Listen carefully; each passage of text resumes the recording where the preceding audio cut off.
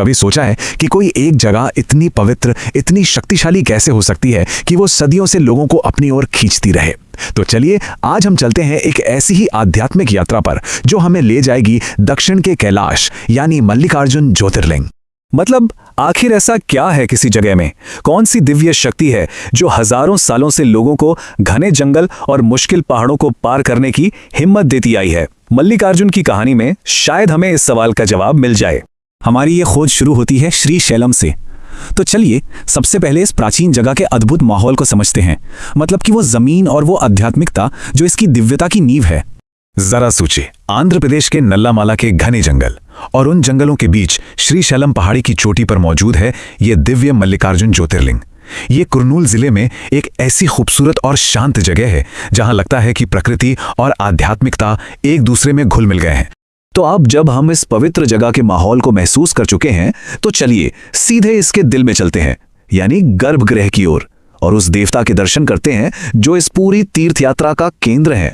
यहाँ पर भगवान शिव की पूजा होती है मल्लिकार्जुन ज्योतिर्लिंग के रूप में। देखिए, ज्योतिर्लिंग का मतलब ही है प्रकाश का एक कभी न खत्म होने वाला स्तंभ जो शिव का ही एक निराकार स्वरूप है। यही वो दिव्य रूप है जिसके दर्शन के लिए भक्त इतनी दूर दूर से आते हैं। वैसे इस मंदिर की एक बहुत ही अनोखी बात है इसका गर्भगृह, जो कि काफी छोटा है। इससे होता यह है कि भक्तों को भगवान के बहुत करीब होने का एक बहुत ही गहरा पर्सनल अनुभव मिलता है।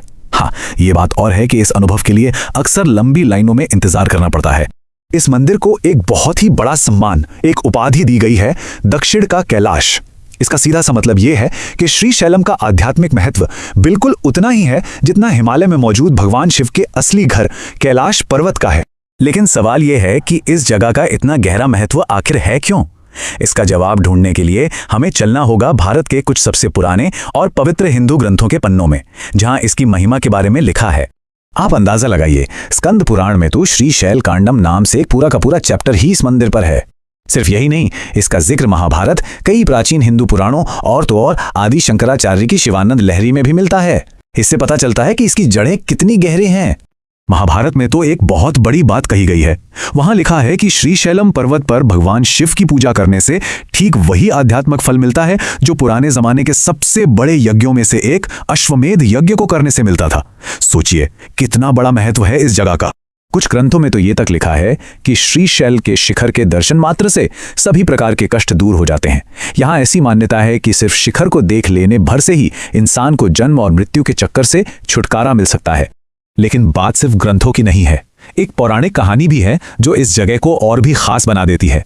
ये एक दिव्य परिवार की कहानी है जो हमें बताती है कि आखिर क्यों भगवान ने इस पवित्र जगह को अपना निवास बनाया। तो कहानी शुरू होती है भगवान शिव और माता पार्वती के दो बेटों कार्तिकेय और गणेश जी के बीच एक छोटे से झगड़े से। और झगड़ा किस बात पर था? एक बहुत ही आम सी बात पर कि दोनों भाइयों में से शादी पहले कौन करेगा। कार्तिकेय का तर्क बिल्कुल सीधा था कि भाई मैं बड़ा भाई हूं तो पहला हक तो मेरा ही बनता है। और बस इसी बात ने पूरी कहानी को एक दिलचस्प मोड़ दे दिया। तो इस दिव्य पारिवारिक झगड़े का हल कैसे निकला? और सबसे बड़ा सवाल, इस पूरी कहानी का इस पवित्र श्रीशैलम पर्वत से क्या लेना देना है? इन्हीं सवालों के जवाब में इस जगह का असली रहस्य छिपा हुआ है। कार्तिकेय जो बड़े थे, उनका मानना था कि पहला हक तो उन्हीं का बनता है, लेकिन गणेश भी पहले शादी करना चाहते थे। अब जब यह मामला उनके माता पिता शिव और पार्वती तक पहुंचा तो उन्होंने एक बहुत ही अनोखा हल निकाला। तो शिव और पार्वती ने एक शर्त रखी। शर्त यह थी कि दोनों भाइयों में से जो कोई भी पूरी पृथ्वी का चक्कर लगाकर पहले वापस आएगा, शादी उसी की पहले होगी। अब यह सिर्फ तेजी का मुकाबला नहीं था, बल्कि अक्ल की भी परीक्षा थी। अब देखिए, यहां पर मामला थोड़ा एक तरफा लग रहा था। कार्तिकेय तो बहुत फुर्तीले थे, वो तो फौरन ही निकल पड़े अपनी यात्रा पर। उन्हें तो साफ साफ बढ़त मिल गई थी। लेकिन गणेश अपने शरीर और अपने वाहन मूषक के साथ, उनके लिए तो यह काम लगभग नामुमकिन सा था। लेकिन जैसा मैंने कहा, यह कहानी ताकत की नहीं बल्कि बुद्धि की है। तो सवाल यह है कि गणेश ने इस नामुमकिन से दिखने वाली चुनौती को पूरा कैसे किया? देखिए, गणेश का जवाब छिपा था हमारे प्राचीन ग्रंथों में। ये जो श्लोक है, इसके अनुसार जो कोई भी अपने माता पिता की पूजा और परिक्रमा करता है ना, उसे पूरी पृथ्वी की परिक्रमा करने का फल मिल जाता है। क्या कमाल की बात है। तो गणेश ने बस अपनी बुद्धि का इस्तेमाल किया। उन्होंने अपने माता पिता शिव और पार्वती से कहा कि आप दोनों एक साथ एक आसन पर बैठ जाइए, और फिर उन्होंने उनके चारों ओर 7 चक्कर लगा लिए। शास्त्रों के हिसाब से यह काम पूरी दुनिया का चक्कर लगाने के बराबर था। कितना सरल और कितना गहरा उपाय है ना। और उनकी इस समझदारी का इनाम भी उन्हें फौरन मिला।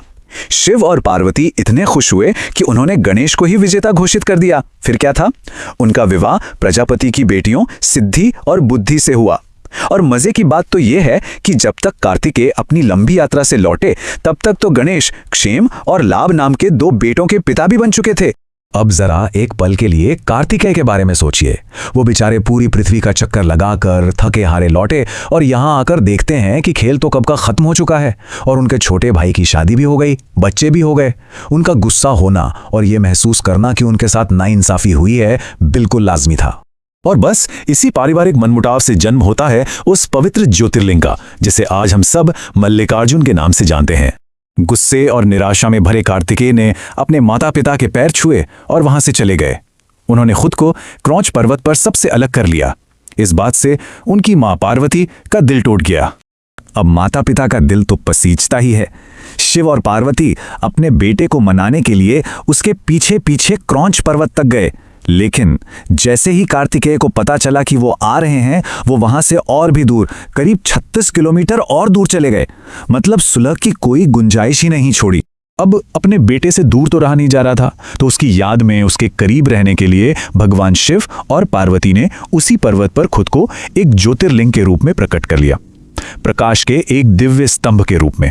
और इसका नाम भी कितना सुंदर है, मल्लिका यानी पार्वती और अर्जुन यानी शिव, दोनों के नामों को मिलाकर बना मल्लिकार्जुन।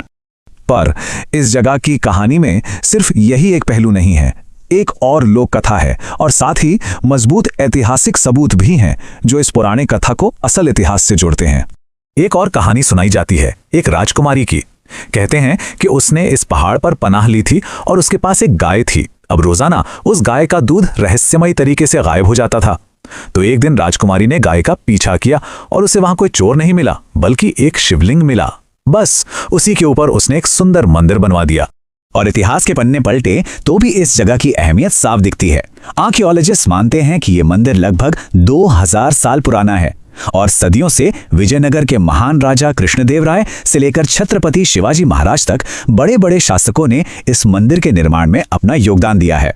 और यही वजह है कि आज भी मल्लिकार्जुन सिर्फ एक ऐतिहासिक इमारत नहीं है, बल्कि ये पूजा और आस्था का एक जीता जागता केंद्र है।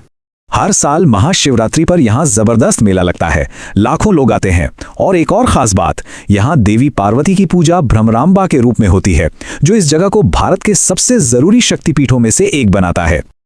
और एक और दिलचस्प बात बताएं, मंदिर की पहाड़ी से सिर्फ 5 किलोमीटर दूर पवित्र कृष्णा नदी बहती है, जिसे यहाँ पाताल गंगा कहते हैं। ज्यादातर तीर्थयात्री दर्शन करने से पहले इसी पवित्र नदी में डुबकी लगाते हैं। तो आखिर में ये कहानी हमें एक गहरे सवाल के साथ छोड़ जाती है, क्या चीज ज्यादा देर तक टिकती है, पत्थर का एक पहाड़ या वो कहानी जो उस पहाड़ को मतलब देती है? मल्लिकार्जुन का मंदिर तो शानदार है ही, पर शायद ये कहानियां हैं 2 भाइयों की, माता पिता के प्यार की और भक्ति की, जो हजारों सालों से इस पर्वत को पवित्र बनाए हुए हैं।